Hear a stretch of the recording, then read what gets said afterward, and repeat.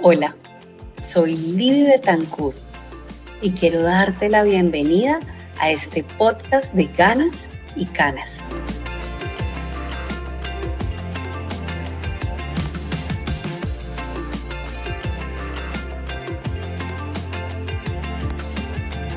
Este espacio fue creado para invitar a los ganosos y canosos a crear historias que transformen sus vidas.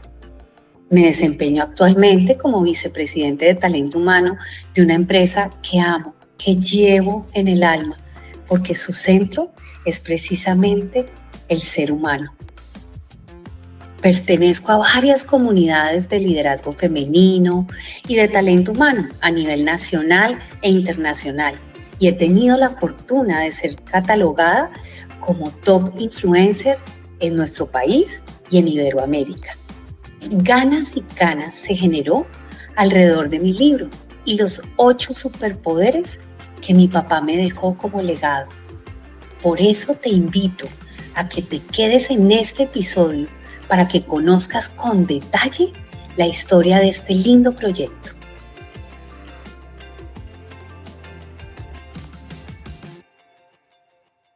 Hola, ¿cómo están? Es un placer tenerlos en este 9º episodio del podcast Ganas y Canas.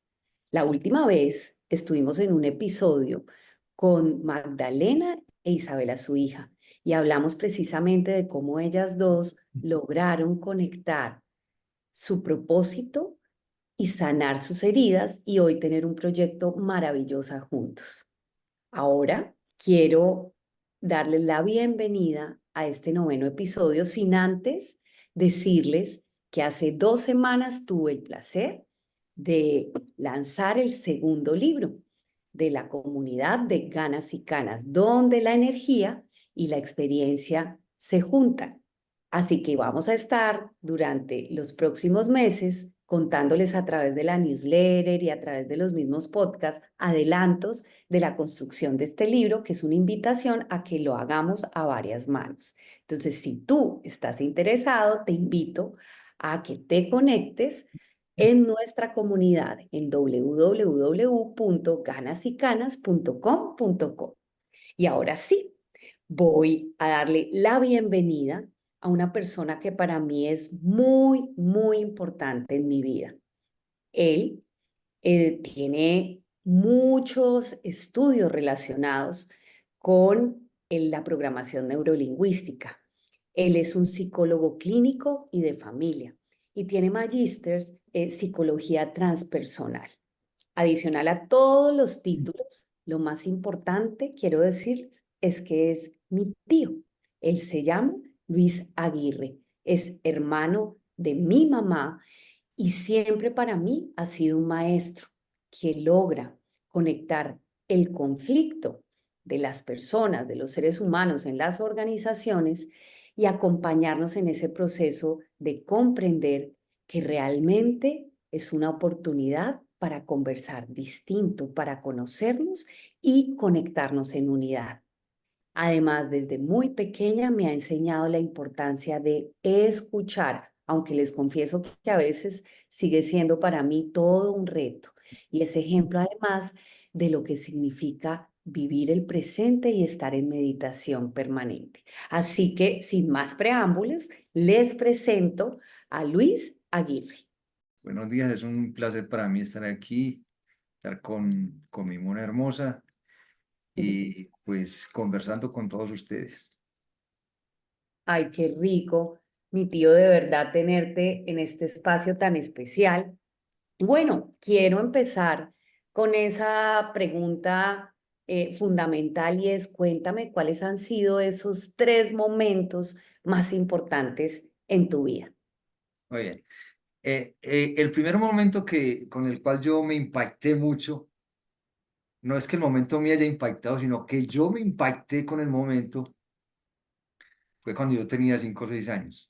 Mi mamá fue criada por religiosas y cuando nos vinimos del campo, del pueblo, de Urrao, el pueblo de Rigo, a Medellín, ella me tomó como lazarillo, ¿no?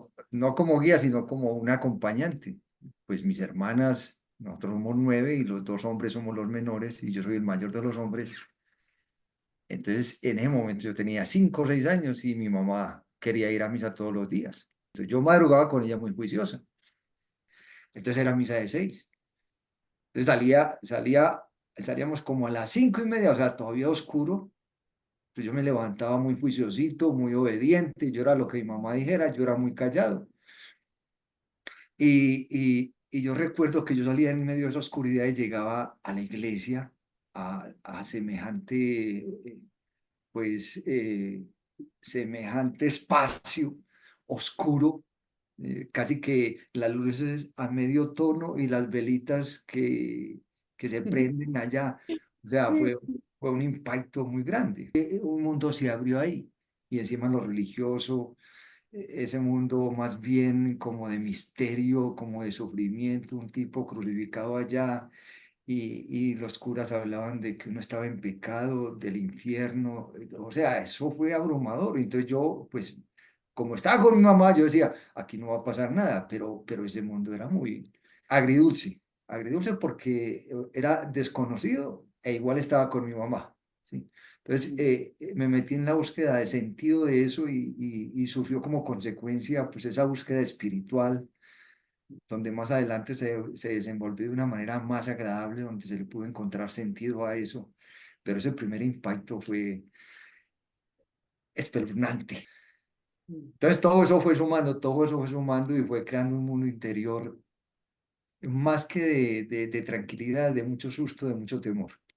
A mí una cosa que me impresiona y admiro es como tú este primer momento que te marcó, donde había mucho miedo y la religión significaba culpa, pecado, oscuridad, cómo lo transformaste de bonito al final en tu vida, que lo vamos a ver más adelante. Entonces, cuéntame del segundo momento.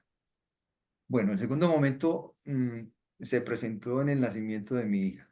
Sí, eso fue una cosa fenomenal. O sea, nos habíamos preparado, Adriana y yo, mi esposa, nos habíamos preparado bien. Ya teníamos citas con el ginecólogo pendientes. O sea, todo estaba sobre ruedas. A pesar de todos los cuidados, nació con los pulmones inmaduros. O sea, no podía respirar. Entonces de inmediato la metieron a una cámara de cuidados intensivos donde nosotros la podíamos ver por una ventana, ¿sí? Y lo que veíamos era que la niña respiraba y todo el abdomen se le iba, todas las costillas se le veían y era porque era un esfuerzo muy grande.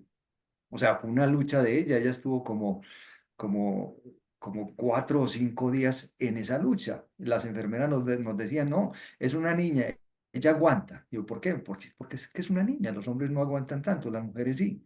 Entonces, yo tenía la esperanza. Yo recuerdo que yo me metía dentro de la sala y con un juguetico de cuerda le jalaba y le ponía música como para que ella, o sea, una lucha de ella quería estar acá, una lucha de ella estar acá. ¿Sí? Luego se fue agotando, se fue agotando, se fue agotando y ya el cuerpo como que no le daba.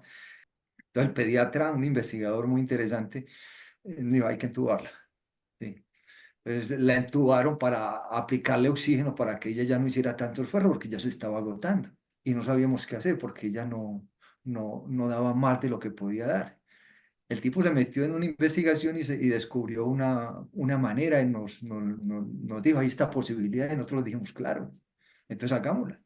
Y dio resultado. ¿Sí? Entonces la niña fue recuperando la, la capacidad de respirar por cuenta propia, la desentubaron. Ay, eso fue una alegría. Sí, y de ahí en adelante casi que yo me hice cargo. Entonces fue un lazo muy firme, muy firme, súper agradable. O sea, la cosa más agradable que me ha pasado en la vida ha sido mi hija. Sí, Tan hermoso. esa es la cosa más agradable que me ha pasado en la vida. Bueno, ¿y cuál es ese tercer momento? Bueno, el tercer momento ocurre cuando tu mamá me invita a trabajar con ella en Ecopetrol. Yo había terminado psicología y yo estaba trabajando en Fabricat, ¿sí? Estaba trabajando en el área técnica, había terminado una tecnología y estaba trabajando en el área técnica. Yo le tenía pánico a dirigir grupos, ¿sí? Y tu mamá dirigía grupos.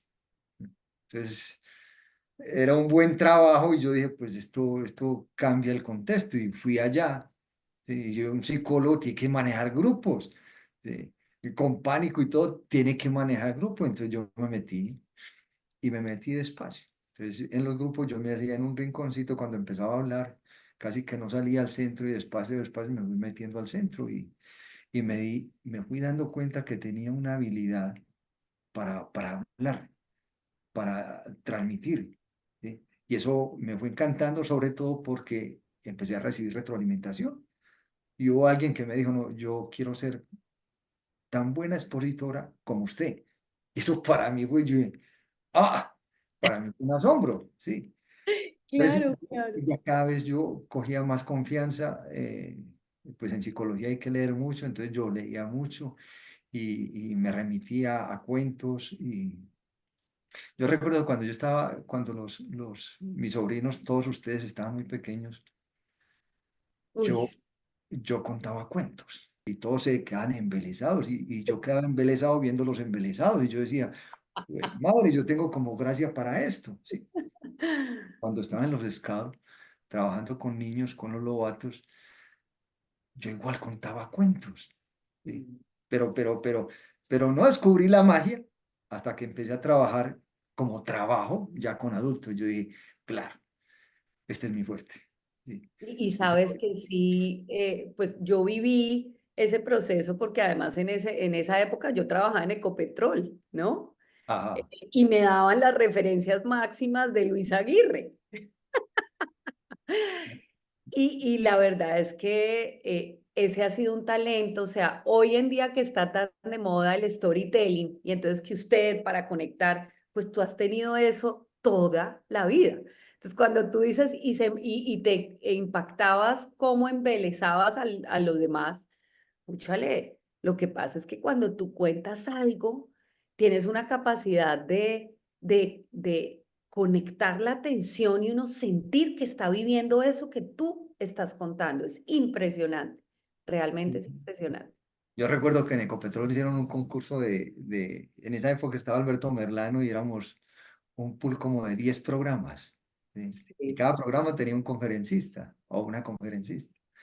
E hicieron un concurso de el mejor conferencista y yo me lo gané. Tu mamá toda contenta porque yo había ganado eso. Y yo dije, ah, bueno, sí. Pero es esa habilidad, sé que fluyo en eso. Sí, ya me lo creo, ya me lo creo. No, Sí. pues total, por Dios. Bueno, pero ya teniendo en cuenta como estos tres momentos que además me parecen súper significativos porque estás conectando un poco el tema espiritual que empezó con una religión un poquito miedosa, ¿sí? Después como eso lo fuiste trabajando, el segundo punto divino que es cuando nace Alicia, tu hija hermosa y el mejor regalo que has tenido, y el tercero cuando te diste cuenta de un don natural que viene contigo y de cómo lo podías poner al servicio de los demás. Cuéntame cuál, en el contexto de los 8 superpoderes, es ese superpoder que a ti más te conecta y te apasiona. A mí de los 8 superpoderes es la aventura. Sí, a mí el propósito ya es un hecho. Eso quedó marcado en el primer momento. Pero la aventura, eso es supremamente emocionante porque es como lo desconocido. Cuando uno se convierte en un buscador, uno no llega.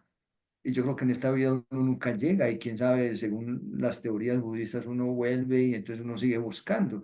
Y lo genial de la búsqueda es la aventura. Es saber que uno no tiene nada, o sea, lo de menos son las cosas materiales o la plata. No, eso va y viene, eso circula. Pero lo otro va siendo esencia, va siendo presencia, va siendo semilla.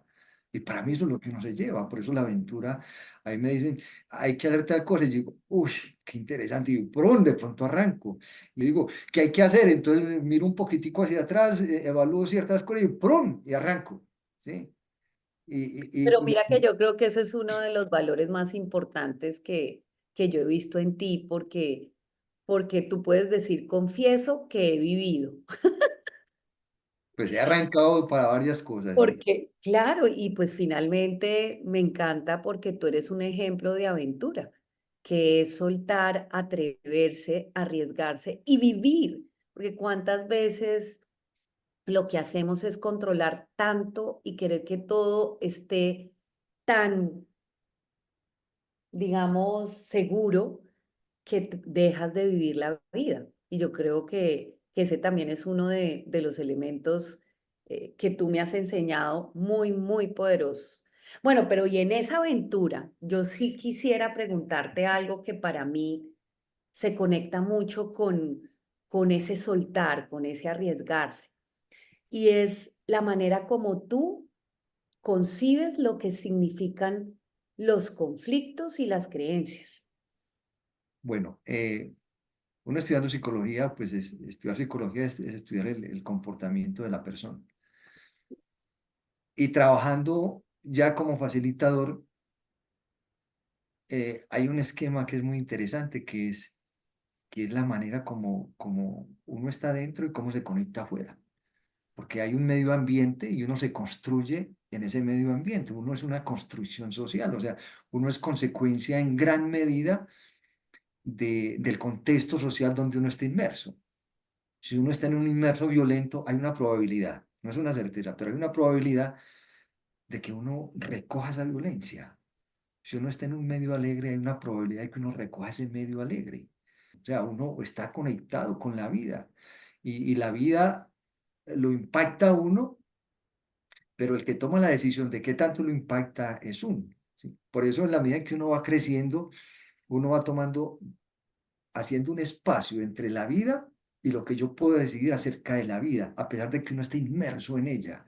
Eso es como el trabajo interior que uno tiene que hacer, uno aprender a tomar una pequeña distancia, porque o si no, uno empieza a ser parte del contexto. Entonces surgen lo que son las identificaciones y las limitaciones. Hay un poeta español, un filósofo español, ya murió, se llamaba Ortega y Gasset, y él tiene una frase que lo inmortalizó y es, yo soy yo y mis circunstancias. ¿Sí? Cuando uno nace, uno es las circunstancias. Por eso se dice que el niño mentalmente no alcanza a separarse de la mamá. La mamá es una extensión de él. Ah, ¿Sí? mm, Y en la medida en que uno va creciendo, entonces empieza a construir ese yo, ese yo. Decir que yo soy yo en mis circunstancias, habla de un grado de madurez en el cual uno se ha construido y puede diferenciar la circunstancia de lo que es uno. Entonces uno puede tomar decisiones ahí. Entonces, en este ámbito de uno trabajar con líderes, con grupos, con organizaciones, uno se va dando cuenta, porque lo que uno más enseña es lo que más uno más aprende. En el momento en que uno lo tiene que preparar, uno se tiene que cuestionar con uno, y si uno lo repite, cada repetición va calando y va haciendo como un paquete que uno va integrando y uno se va convirtiendo en gran medida en eso, y uno va cuestionando, entonces surgen las creencias, y en este desarrollo hemos montado un programa muy interesante que se llama el desarrollo de habilidades para dirigir personas en el trabajo. ¿Sí? Entonces hay varias herramientas, una de las herramientas, y son herramientas de liderazgo, ¿sí? Son herramientas de papá y mamá, son herramientas de docente, o sea, son herramientas que un ser humano a toda hora tiene que estar utilizando, pero como no las tiene claras, no las ve como una estrategia, ¿sí? Por eso cometemos muchos errores en la manera como nos comunicamos. Por ejemplo, un líder tiene la obligación de retroalimentar, y mm. el problema de la retroalimentación es que cuando se hace mal, ¿sí? Por muy buena intención que se tenga, se empieza a generar un conflicto. ¿Sí? Porque es que nos comunicamos la mayoría de las veces desde los juicios. Mm, Y un juicio es una interpretación que uno hace sobre la realidad. ¿Sí? No es la realidad. ¿Sí? mm, Entonces, mi jefe, por decir algo, por poner un ejemplo, mi jefe azotó la puerta y yo vi que azotó la puerta. ¿Sí? Pero en vez de ser conciso y mantenerme en que azotó la puerta, mi juicio es, este tipo es temperamental. ¿Sí? muy agresivo, es muy temperamental. Y cuando un compañero mío me pregunta, ¿oíste cómo es el jefe? Yo en vez de decirle que el tipo azota la puerta así cuando está molesto, yo digo, el tipo es temperamental. ¿Sí? Entonces, yo hago una interpretación del hecho y del dato. Y cuando hago la interpretación se la doy al otro, y el otro va a hacer una interpretación de mi interpretación. Y hace rato la realidad objetiva desapareció. ¿Sí? Y empezamos a comunicarnos desde los juicios. Con estas herramientas me he dado cuenta que los conflictos surgen con base en eso, porque cuando surge la interpretación y la interpretación no es agradable, empieza a generarse un estado emocional. Y ese estado emocional envuelve el hecho y el dato que es la objetividad. ¿Sí? Y desaparece. Entonces ya nos comunicamos más desde las interpretaciones, y una interpretación está fundamentada en una creencia. O sea, la creencia es como un acuerdo, es un consenso que hemos hecho socialmente para poder relacionarnos en comunidad. ¿Sí? Por eso los contextos tienen sus propias creencias. El contexto de estrato 1 tiene sus creencias, el de estrato 2, estamos estratificados, porque eso está hablando de qué contexto nos hemos construido. Las creencias son eso, entonces uno se vuelve parte de esas creencias. El problema de las creencias es que cuando se cristalizan, ¿sí? Es muy duro removerlas. Entonces, la vida puede cambiar, pero la creencia no. Entonces, la persona sigue siendo la misma. Y como la vida cambió, entra muy en choque con la vida, porque ya esa creencia ya no funciona. Ya es otro contexto. Una segunda herramienta es la manera como yo expreso mis sentimientos. Y para mí esta herramienta es fundamental. ¿Sí? No es lo mismo decir que mi jefe me estresa a decir que yo me estreso con mi jefe. Porque cuando yo digo que mi jefe me estresa, mi cuerpo está escuchando que la culpa de ese estrés, que es una sensación tan desagradable, no la tengo yo. Eso no surge de mí. Eso surge del jefe. El tipo es el que me estresa. El tipo es el que me pone nervioso. Y no nos damos cuenta. No nos damos cuenta y lo hacemos y lo decimos, pero el cuerpo escucha. Sin ser muy consciente de lo que estoy diciendo, el cuerpo está escuchando y se va reafirmando. Entonces yo me empiezo a convertir en una víctima. Porque yo no tengo la culpa de lo que yo siento, es mi jefe, ¿sí? O es que mi señora me desespera. No, es que mi señora me desespera. Miren el impacto de esa frase mona. Es que yo no tengo la culpa, ella es la que me desespera. ¿Sí? Es más, un día recapacito y digo, no voy a seguir peleando con mi pareja, voy a arreglar las cosas. Y llego donde ella y le digo, venga, mija, venga. Yo quiero que tengamos una vida tranquila, una vida sana. Lo que pasa es que cuando yo llego a la casa y usted empieza con esa cantaleta, usted me desespera, ¿sí? Me saca la rabia, al último termino yo gritándole, ¿sí? ¿Y sabe qué va a pasar? Que cuando yo le digo eso a ella, yo la cargo emocionalmente a ella, ¿sí? Inconscientemente ella está sintiendo que está recibiendo toda la culpa. Claro, claro, Claro, y total. como consecuencia se va a armar y ahí va a decir, ya es cuando va a decir, pero ¿cómo se te ocurre que yo soy? Ya es cuando yo le digo, sí, ve, mija, es que con usted no le puede hablar porque mire cómo está enojada. Y peor. Y el problema es que no nos damos cuenta, tanto ella como yo no soy consciente del lenguaje. Porque te digo una cosa, Mona, la mayoría de los problemas que me vienen a mi consulta, ¿sí? Tienen que ver con ese lenguaje, tienen que ver con ese lenguaje. O sea, eso es impactante. Cuando uno empieza a asumir la manera de hablar, o sea, los estados emocionales, cuando uno empieza a hablar en primera persona, ¿sí? La relación cambia. Entonces, no es lo mismo decir que mi jefe me estresa a decir que yo me estreso con mi jefe. Cuando Total. yo digo que yo me estreso con mi jefe, el cuerpo está escuchando que la culpa de ese estrés es mía, ¿sí? Que yo soy el que genero el estrés. Mi jefe es una circunstancia, ¿sí? Por eso empiezo a ser yo y mis circunstancias. ¿Sí? Ahí hay un grado de madurez. Cuando una persona que se comunica en primera persona, empieza a existir un grado de madurez. El Total. lenguaje es un mandato. El lenguaje tiene fuerza. El lenguaje es una orden. Y cuando yo lo digo, yo me escucho. ¿Sí? El cuerpo escucha y el cuerpo obedece. Sabes que hay algo de eso que dices que además me parece muy poderoso porque no es solo en la relación de pareja, sino también precisamente cuando estamos hablando en Ganas y Canas, que los jóvenes y los canosos nos unamos en proyectos, porque las sociedades o en ambientes de emprendimiento, el lenguaje se vuelve también muy importante y esa diferenciación que tú dices del yo y las circunstancias para unir y que a través de los conflictos y las creencias podamos transformar esa relación que genere abundancia, ¿no? Porque Mona, una tercera herramienta que tiene que ver Sí, con esto es la confrontación. Un líder tiene que confrontar, guste o no le guste, tiene que confrontar. ¿Sí? Y se ha connotado la confrontación con algo negativo. No sí, necesariamente es una confrontación. Yo tengo una confrontación positiva cuando llamo a mi empleado, a mi colaborador y lo confronto positivamente y le digo, mire hermano, yo estoy muy contento con usted porque usted hizo esto, esto, esto, esto. Eso es una confrontación. Yo tengo que llamarle la atención a un colaborador. ¿Cómo llamarle la atención sin maltratarlo, sin agredirlo, sin atropellarlo? Y que la persona haga clic en la cabeza y me diga, claro, usted tiene toda la razón. ¿Sí? Eso es mágico. ¿Sí? Pero no es con intenciones, no es de carisma, no, es de estrategia. Y para eso yo tengo que aprender a hablar en primera persona. ¿Sí? ujú, Hay dos elementos ahí en la confrontación. Primero, los hechos y los datos.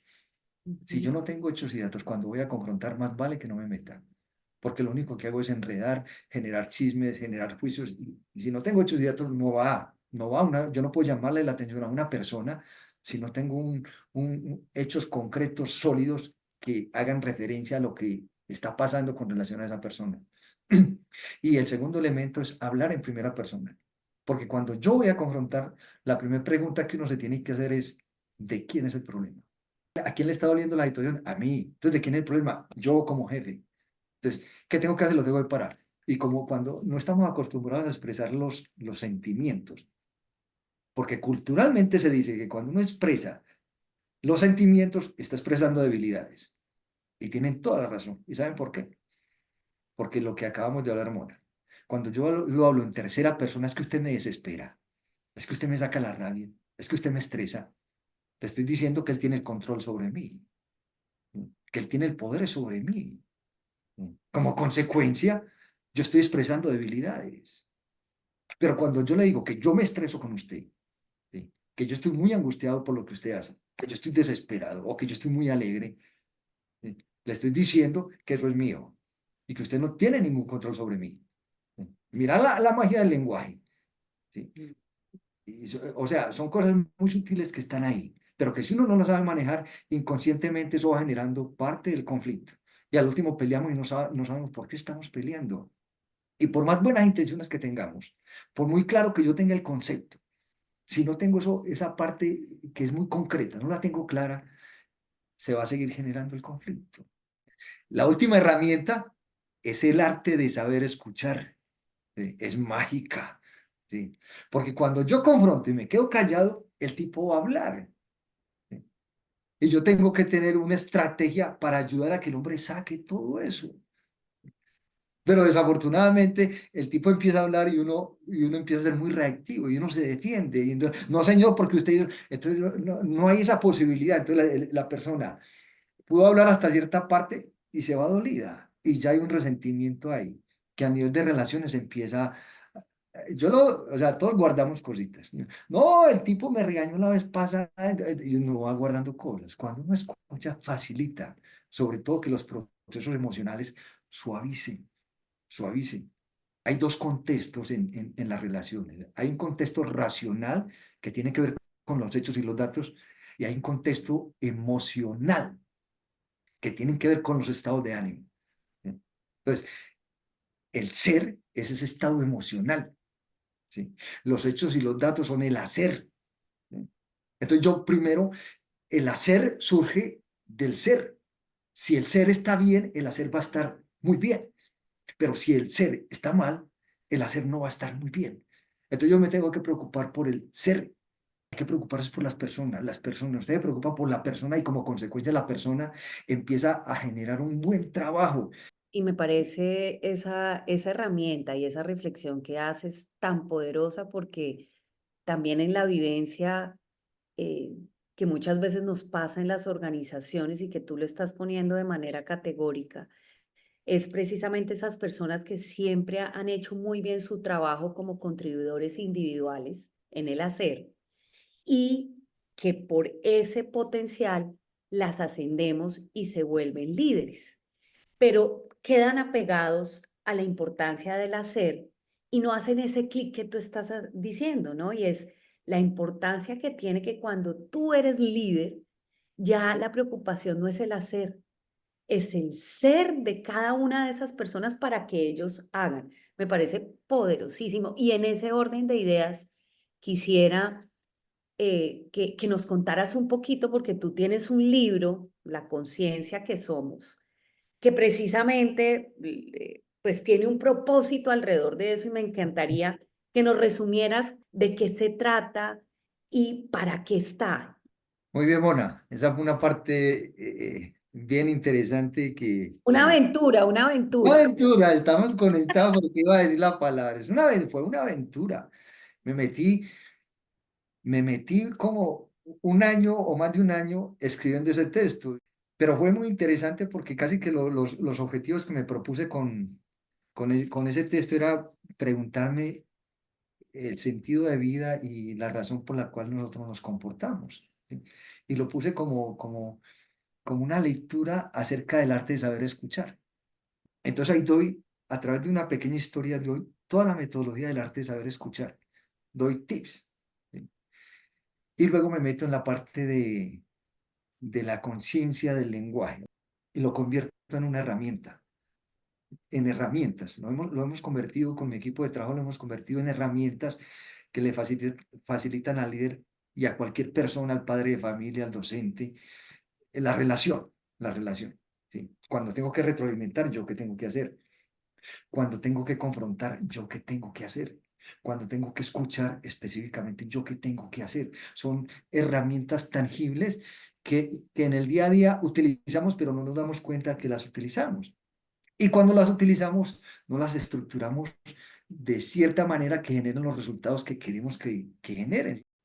Y hemos ensalzado el lenguaje de una manera tal que es lo que nos ha ayudado a hacer, a construir el mundo abstracto que tenemos. ¿Sí?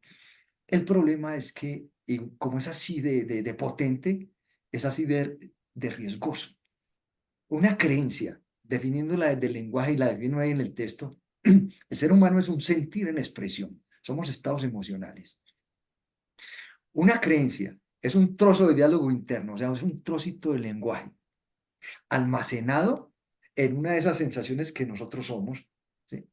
Está almacenado ahí. Y que lo proyectamos como un pensamiento, un diálogo interno, y la repito, y la repito. Entonces yo tengo la creencia de que la gente, que no hay que confiar en la gente, por dos o tres experiencias o cinco experiencias que me ocurrieron en mi contexto, y yo almaceno eso allá en un diálogo interno, en una sensación. Entonces cuando me estoy relacionando con una persona que funciona como disparador de esa sensación, aparece ese diálogo interno que me dice, ojo, recuerda que no puedes confiar en la gente. Y lo digo y no me doy cuenta que lo estoy diciendo, pero lo estoy diciendo. Es ¿Sí? inconsciente, pero está ahí. La Claro, vocecita permanente. claro, y se repite y se repite y yo lo voy sintiendo porque es una sensación. Como consecuencia, ese es mi comportamiento. Entonces empiezo a estar prevenido. Y no me doy cuenta que es una creencia que yo he almacenado a través de varias experiencias. El hecho es que el resultado es lamentable y al último termino diciendo, pero yo, ¿por qué soy así? Por eso ir a terapia es muy interesante porque el terapeuta facilita que esos diálogos surjan y se puedan cuestionar. ¿No tienes ahí el libro para que nos lo muestres? Sí, claro, claro. Una cosa que tengo que aclarar es que pues, este es el libro, ¿sí? Mi sentir irá contigo. Una cosa que me dio dificultad aquí fue el título, porque yo lo tomé como un relato en el arte de saber escuchar, pero las preguntas que inicialmente yo me hice para escribir este libro es, ¿cuál es el sentido de vida? O sea, ¿yo por qué razón me comporto como me comporto? ¿Sí? Y aquí donde vivo encontré una poetisa y empezamos a hablar y le comenté y revisamos el texto. ¿Sí? y definitivamente le cambié el título, Ah, porque mi sentir irá contigo habla de una parte que yo enseño en como herramientas de las habilidades para dirigir personas en el trabajo. Pero más de fondo el título sería como la conciencia que somos, exacto, sí. porque en última instancia está hablando de, de mi manera de ser, de mi razón de ser, de mi comportamiento, ¿sí?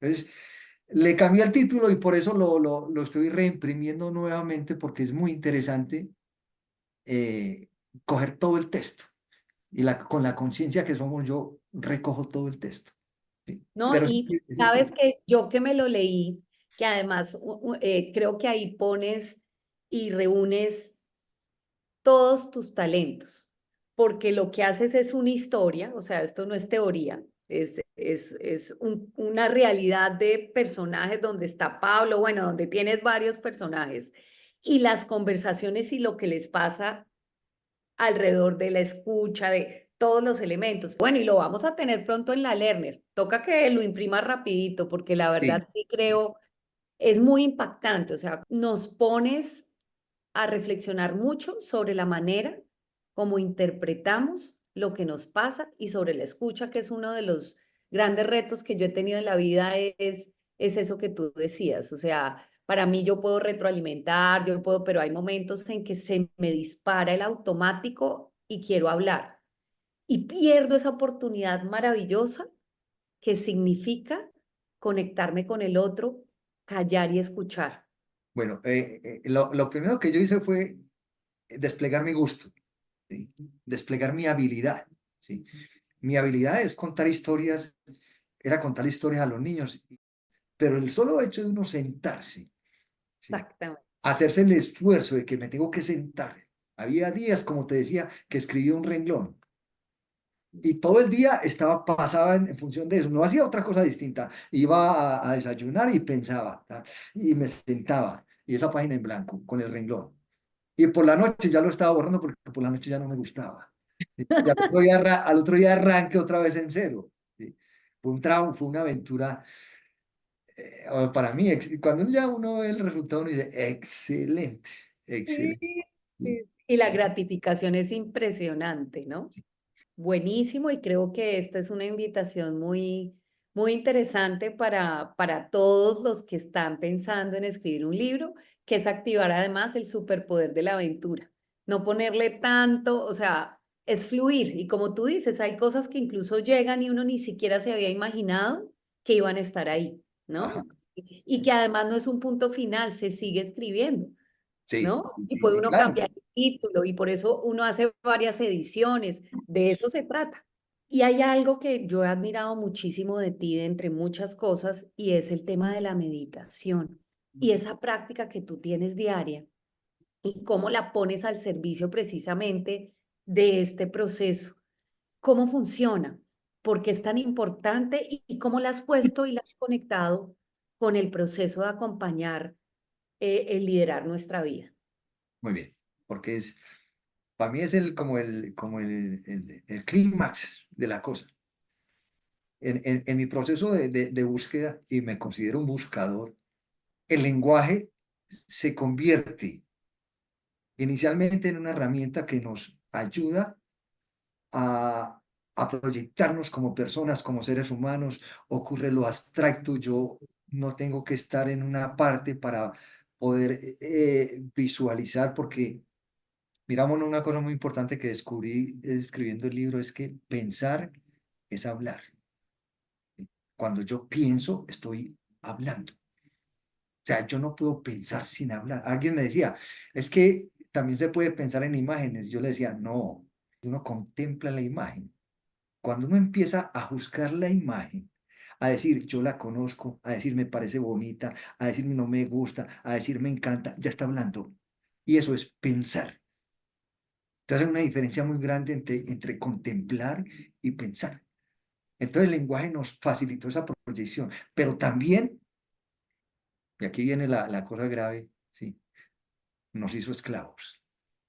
Es una conciencia que nos habita. En el texto lo pongo muy clarito y pongo ejemplos muy interesantes. nos habita y se hace dueña, el lenguaje se hace dueño de nosotros.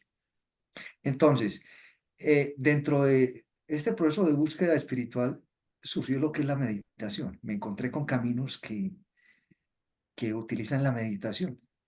¿En qué consiste la meditación? La meditación consiste en hacer silencio. Entonces, uno se sienta cuando hay dos elementos en la meditación. Uno es el cuerpo y otro es la mente. Entonces, lo primero que uno tiene que meter en camisa de fuerza es al cuerpo. Al cuerpo uno le tiene que decir quédese quieto.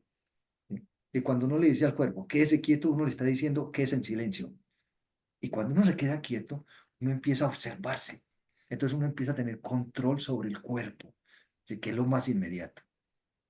A la segunda que hay que meter en camisa de fuerza es a la mente. ¿Sí? O sea, eso sí es sacarla del estadio, porque dejar la mente quieta es una proeza. Entonces yo paso de un pensamiento al otro, de lo que hice en el día, de que me va a ir mañana, de que pasó con fulanito, de tal cosa, y yo trato de escarme en silencio y vienen los pensamientos, vienen y van, y ahí es cuando uno se da cuenta de lo compulsivo que pueden ser esos pensamientos en la mente. Hay unos pensamientos muy reiterativos. Entonces es empezar a silenciar la mente. No es fácil. Entonces, uno de los métodos es estar en el momento presente. Cuando yo estoy en el momento presente no hay pensamientos, hay contemplación. ¿Sí? Porque yo en el momento presente, los problemas surgen es porque yo voy al pasado o voy al futuro. Cuando yo dejo que la mente entre, entonces yo empiezo a juzgar la realidad. Y entonces empiezo a separar. Esto es bueno, esto es malo, esto no es así. Entonces, y la mente es muy interesante porque la mente es toda la memoria de todas las experiencias que hemos tenido. Y uno necesita esa memoria, es una construcción que uno ha hecho. Pero cuando la memoria ocupa el 100% de uno, entonces uno desaparece y uno es automático. Hay cosas que tienen que ser automáticas, porque si no fueran automáticas, entonces yo todos los días las tendría que aprender, ¿no? Para eso está la memoria. Pero cuando yo me identifico con la memoria, ¿sí? Soy prisionero. De Por eso acuerdo. cuando a veces no es fácil cambiar, porque surgen los procesos de identificación. Sí, no, yo soy así, es que es mi temperamento. Entonces yo creo que yo soy así. Es mi temperamento. No, es la memoria que está ahí. Sí, Es decir, con lo que tú nos estás poniendo, que me parece también muy poderoso, es que tú acompañas y nos has dado una cantidad de herramientas eh, sobre el lenguaje y cómo el lenguaje define un poco qué nos pasa y cómo vemos el mundo.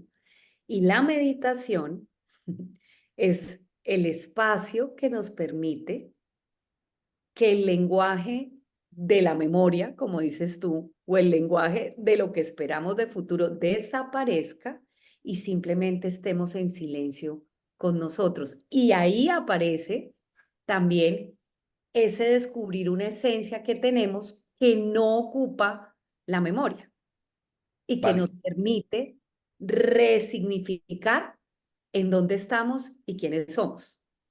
vale. ¿Sí? Sí. ¿Por qué? Porque uno en la meditación empieza a tomar una pequeña distancia, hacer una pequeña distancia entre lo que es la memoria, o sea, la mente, ¿sí? Y la conciencia que somos, ¿sí? La esencia como tal.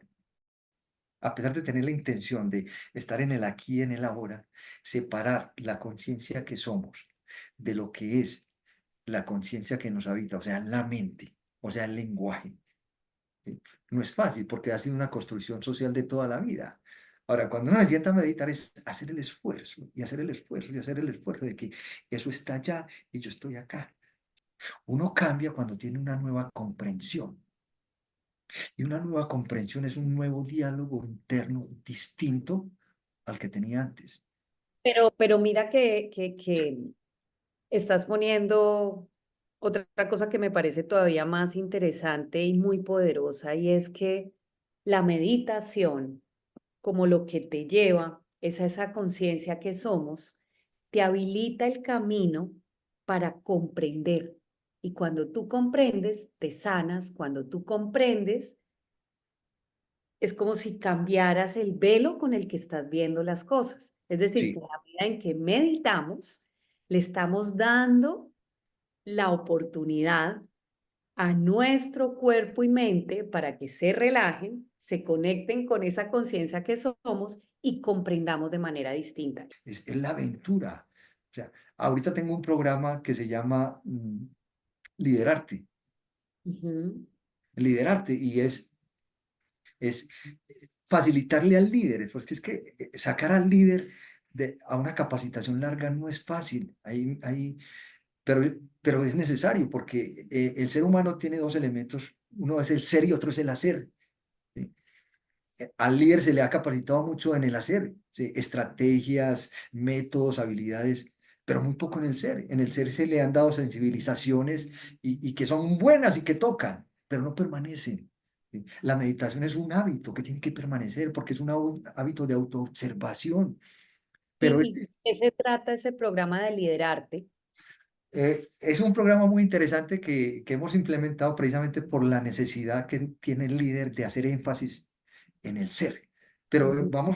estamos combinando la meditación, o sea, el ser, con el liderazgo, o sea, con el hacer. Y combinamos habilidades, las habilidades que te acabo de comentar, la retroalimentación, la El escucha, lenguaje y la el importancia. lenguaje, todo eso, ¿sí? Estas habilidades las combinamos con la parte de meditación. Y tenemos un lugar espectacular en medio de la naturaleza. El participante va a habitación propia, baño propio. El precio es muy cómodo. Es comida vegetariana. Hay un maestro meditador y yo que soy el profe de las habilidades y nos metemos en un trabajo intensivo de tal modo de que tanto las herramientas para dirigir personas en el trabajo como la técnica de la meditación queden en el líder. Porque es que un líder está manejando 20, 30, 40 personas. Y si yo cojo al líder, estoy cogiendo esas 20, 30, 40 personas. Entonces, el objetivo de nosotros es poder darle esa formación al líder. Cuando tú dices que ese líder operativo, que es excelente operativo, pasa a administrar, y ahí es cuando se desenfoca. Nosotros queremos ser ese medio, coger ese líder que viene de la operación, meterlo a este curso y decirle, usted va a pasar a un proceso de administración, a un contexto muy distinto, salido de la operación, metido en la administración, ¿sí? Donde su ser, ¿sí? Va a ser una parte muy importante porque usted se va a proyectar en el otro. Ese es el programa que nosotros tenemos y nos gustaría, y desde acá hago una invitación a los empresarios porque es hacer una inversión en sus líderes. Nosotros garantizamos, fíjate bien, garantizamos resultados. La relación de esa persona tiene que ser distinta después de que salga del evento de liderarte. Wow, bueno, mi tío, quiero decirte que este espacio, no sabes cuánto he aprendido a hacer conciencia de lo que somos y de herramientas prácticas que nos ayudan a tener una mejor vida. Y creo que para la comunidad de ganosos y canosos nos sirve un montón. Primero para trabajar en nosotros, seguir fortaleciéndonos como personas, pero también sobre todo poder comprender que el lenguaje es la herramienta más importante para poder interactuar y generar esta comunidad que queremos. Así que de verdad, muchísimas gracias. Tengo una última pregunta y es cuéntanos cuál es esa película que más te ha gustado en la vida y que la tienes ahí con la vocecita. Sí, hay una película de DiCaprio que se llama La Isla Misteriosa y me gustó mucho porque es que la trama se resuelve en el último momento. ¿Sí? Toda la película es de uno estar a la expectativa. Y en el último momento se resuelve la trama y uno queda como plop. Sí, porque uno no espera eso. O sea, cambia, cambia, cambia. Eso es toda una aventura donde el cambio se da de cuando uno no espera. Sí, es impactante. No, lo máximo. Bueno, y hay una cosa que yo no les he dicho y que también une muchísimo a mi tío Luis Aguirre con esta comunidad de ganas y canas, y es que dentro de todo el proceso que estamos trabajando, pues ustedes saben que en esta comunidad hay un ejercicio muy importante de identificar cuál es el propósito que tenemos y conectar propósitos entre ganosos y canosos que puedan poner al servicio en un emprendimiento, un proyecto. Y él, que ya lo conocieron un poco más a fondo, es el que ha co-creado ese primer espacio de conectar y también como liberar las creencias, conectarnos con la conciencia que somos, identificar el propósito para estar preparados para conectar con ese ganoso o ese canoso. Así que creo que con este espacio pueden estar todavía más animados a vivir esta experiencia de encontrar propósito común para aventurarnos a emprender, como nos está invitando también él en este espacio. De verdad, muchísimas gracias por acompañarnos. A ti, tío, por darnos tantas herramientas. Yo me voy con muchísimas herramientas y con una conciencia de la importancia del lenguaje y de la conciencia que somos.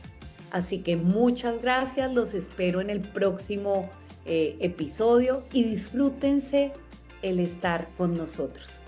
Un abrazo muy grande, gracias tío, espectacular. Gracias, Ramona, por invitarme.